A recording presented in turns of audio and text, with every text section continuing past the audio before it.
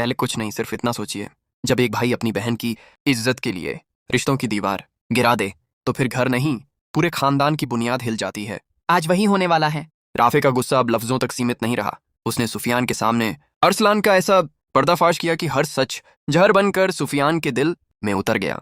लेकिन किसी ने नहीं सोचा था कि यही मुलाकात घर लौटते ही ऐसा तूफान खड़ा कर देगी जिसमें भाई ही भाई का दुश्मन बन जाएगा। राफे की आंखों में गुस्सा साफ दिखाई दे रहा था। जैसे ही सुफियान उसके सामने आया, राफे ने बिना किसी भूमिका के सीधे बात शुरू कर दी। सुफियान, आज मैं तुम्हें साफ साफ बताने आया हूं, तुम्हारा भाई अरसलान मेरी बहन के साथ इंसानों जैसा सलूक नहीं करता। हर दूसरे दिन उसे ताने देता है, उसे जलील करता है, और हद तो तब हो गई जब उसने उस पर हाथ उठाना शुरू कर दिया। बताओ, आज के जमाने में कौन अपनी बीवी पर हाथ उठाता है? ये किसी पढ़े लिखे इंसान की नहीं, बल्कि एक जाहिल इंसान की पहचान है। सुफियान एक पल के लिए बिल्कुल खामोश हो गया। उसे अंदाजा था कि घर में कुछ ठीक नहीं चल रहा, लेकिन राफे के मुंह से इतनी सख्त बातें सुनकर उसका सिर शर्म से झुक गया। राफे ने बिना रुके आगे कहा, आज मैं आखिरी बार तुम्हें समझा रहा हूं, अपनी बहन को अब मैं उस घर में वापस नहीं भेजूंगा। अगर अरसलान खुद आएगा, अपनी गलती मानेगा, मेरी बहन की इज्जत की गारंटी देगा, तभी मैं उसे भेजने के बारे में सोचूंगा, वरना मेरी बहन अब उस घर की दहलीज पर कदम भी नहीं रखेगी।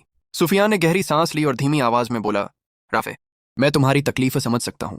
मैं ये भी मानता हूं कि अरसलान से गलतियां हुई हैं, लेकिन यकीन करो, हम सब कोशिश कर रहे हैं कि उसका रवैया बेहतर हो जाए। उसे समझा रहे हैं, उसे बदलने की कोशिश कर रहे हैं।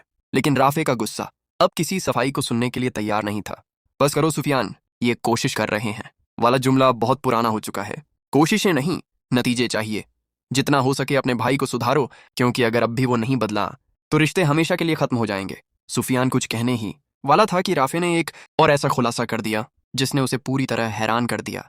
और सुनो, सिर्फ तुम्हारा भाई ही ऐसा नहीं है, अरीशा भी अब वैसी ही बनती जा रही है। अभी मैं उसकी सारी बातें तुम्हें नहीं बता रहा, लेकिन वो भी ऐसे काम कर रही है कि अब मुझे उससे भी नफरत होने लगी है। ये सुनते ही सुफियान की आंखें फैल गईं। क्या? अरीशा? नहीं राफे, ये मैं नहीं मान सकता। अरीशा ऐसी लड़की नहीं है। हो सकता है तुम्हें कोई गलतफहमी हुई हो। राफे ने उसकी बात बीच में ही काट दी। गलतफहमी? जिस दर्द से मैं गुजर रहा हूं उसका अंदाजा तुम्हें कभी नहीं हो सकता। तुम लोग एक दूसरे का बचाव करने में लगे रहते हो। बाहर वाले की तकलीफ किसी को दिखाई नहीं देती, इसलिए मेरी मजबूरी को गलतफहमी मत कहो। इतना कहकर राफे वहां से चला गया, लेकिन उसके हर लफ्ज ने सुफियान के दिल में आग लगा दी। सुफियान पूरे रास्ते यही सोचता रहा कि आखिर बात इतनी आगे कैसे बढ़ गई। एक तरफ भाई की गलतियां थीं, दूसरी तरफ रिश्तों का टूटता भरोसा। उसे पहली बार महसूस हुआ कि अगर आज भी उसने कुछ नहीं किया तो शायद सब कुछ हमेशा के लिए बिखर जाएगा। लेकिन जैसे ही सुफियान घर के अंदर दाखिल हुआ, वहां का मंजर देखकर उसके पैरों तले जमीन खिसक गई। अरसलान पहले से ही घर में ऊंची आवाज में झगड़ा कर रहा था। उसका गुस्सा 7वें आसमान पर था। घर के लोग उसे समझाने की कोशिश कर रहे थे, लेकिन वो किसी की सुनने को तैयार नहीं था। ये मंजर देखते ही राफे की कही हुई हर बात सुफियान के कानों में दोबारा गूंजने लगी। अचानक सुफियान का सब्र जवाब दे गया। वो तेजी से अरसलान के पास पहुंचा और गुस्से में उसका हाथ पकड़कर जोर से झटक दिया। बस बहुत हो गया अरसलान, तुम्हारी हरकतों ने हमें कहीं का नहीं छोड़ा। आज मुझे तुम्हारी वजह से राफे के सामने शर्म से सिर झुकाना पड़ा।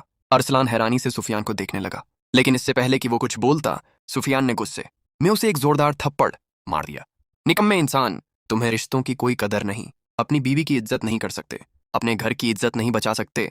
तुम्हारी वजह से आज पूरा खानदान बदनाम हो रहा है। हर जगह हमें शर्मिंदगी उठानी पड़ रही है।